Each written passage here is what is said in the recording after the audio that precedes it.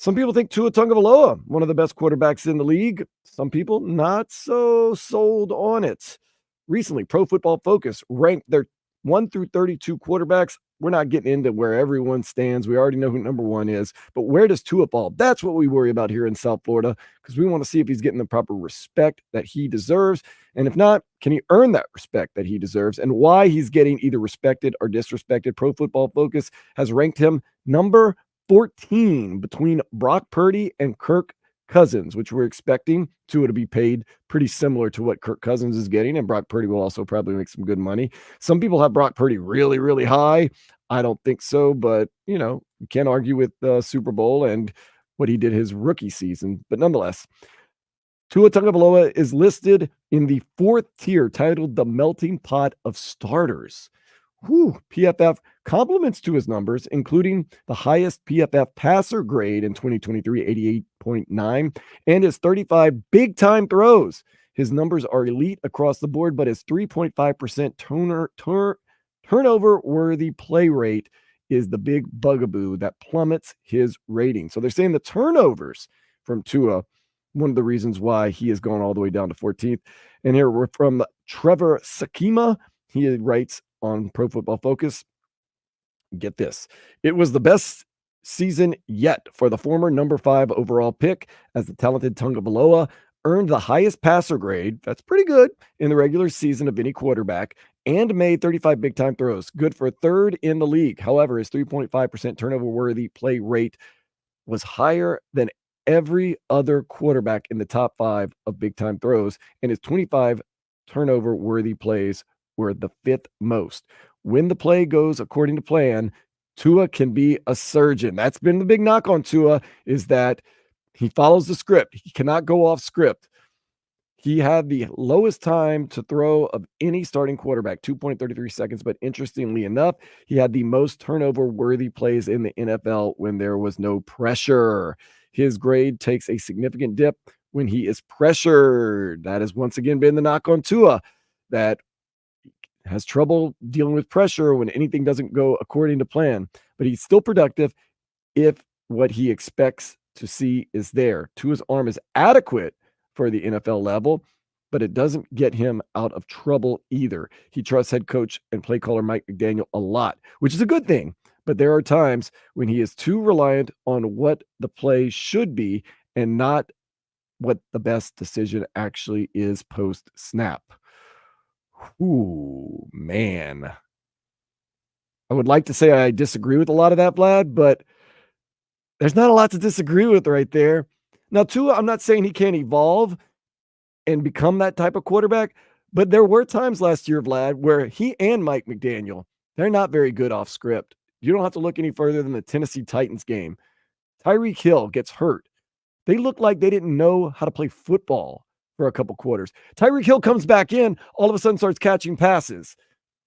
It doesn't make sense sometimes. It's one of those things that, we know Tua lost a lot of weight this offseason, or when I say a lot of weight, he lost weight this offseason because we're expecting him to be a little more mobile. That was one of his other knocks, is that he just goes down. He didn't want to get hurt. We understand that. But maybe adding to his repertoire is maybe a little more ad-lib ability, because he does. What did you call him at one point, Vlad? Two touch or two pump. If he taps the pigskin 2 times, it's over for him. Yeah. He does not seem to be very good at the ad-libbing and the improving, as they say. He trusts Mike McDaniel. The guy's going to be there. The play's going to be there. And I was at most of the games, home games last year, and you could see he was throwing to a place at a time. It's like clockwork. 5-step drop, turn, throw to this area.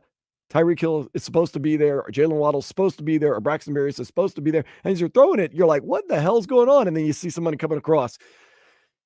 I mean, his arm strength, I don't think arm strength is what it used to. It doesn't mean what it used to mean in the NFL. Remember, like if you had a noodle arm or you didn't have the strongest arm, you were just a dead man. Now I think, there's ways to get around that, and they've kind of done that. He does not have the strongest arm in the league, but his ad-lib ability and his, I'm not even going to say decision-making, because sometimes he doesn't have to make decisions. You said is right.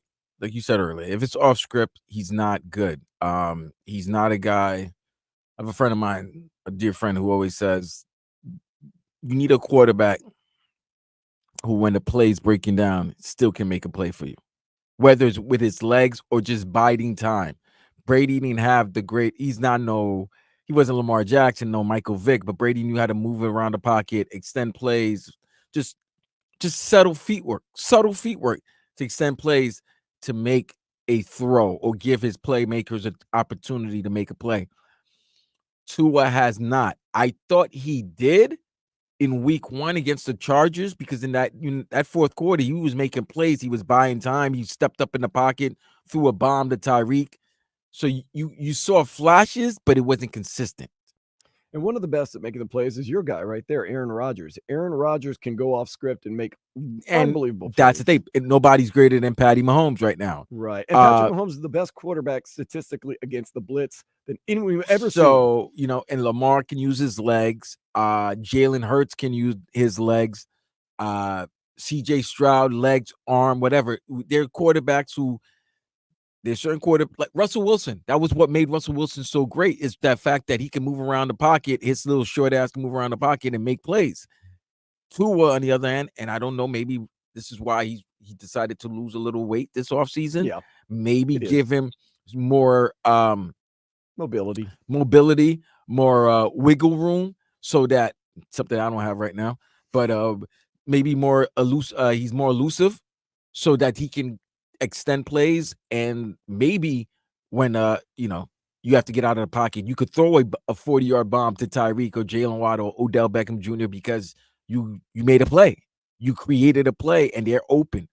Now, listen. If coaches could script the first 75 plays, they would. Yeah, absolutely. Okay, because let me tell you this. Nobody was greater than in scripting 15 plays in opening drive than Adam Gase. Adam Gase is the greatest 15-play opening drive coach ever. And then there's like 55 minutes left of the game that he has to coach it, that he doesn't do a good job in. So scripts are great, but it's when you got to go off script. Right. And that's the thing. You can get away with it against the mediocre and not so great teams. You can get away with the Denver Broncos. When you play the Denver Broncos, you get away with it. What happens when you play up against the Buffalo Bills, who know you very well? One of the teams with the greatest coaches of all time, Andy Reid and Kansas City. Reid and Steve Spagnuolo, who's a great one of the greatest defensive minds ever. When you told him John to get Harbaugh, John Harbaugh, and your current defensive coordinator, Anthony Weaver. Right. But that's why you get caught up, because these really good, talented teams with really good coaches, they find a way to scheme that a little bit tougher to where they'll get you off script. And here's the thing. This is not to take a shot at Mikey Fit. No, he's the same. He's very stubborn. Yes. The thing that I'm thinking that now, every year you have to grow as a player and get better and add stuff to your arsenal. We know Tua's lost a little bit of weight, probably because he wants to be more mobile. Maybe what he and Mike McDaniel, growing as a coach, need to do, adding to their arsenal, being able to go off script a little bit, ad-libbing a little bit. When the play breaks down, making a play, as opposed to just being like, this isn't what's supposed to be happening. Well, this isn't what I planned on. Say, okay, let's make the most of this. Maybe that's the maturation we need from those guys now, and that will change story of the Dolphins late in the season against good teams, and it'll take them to that next level. I could definitely see it happen.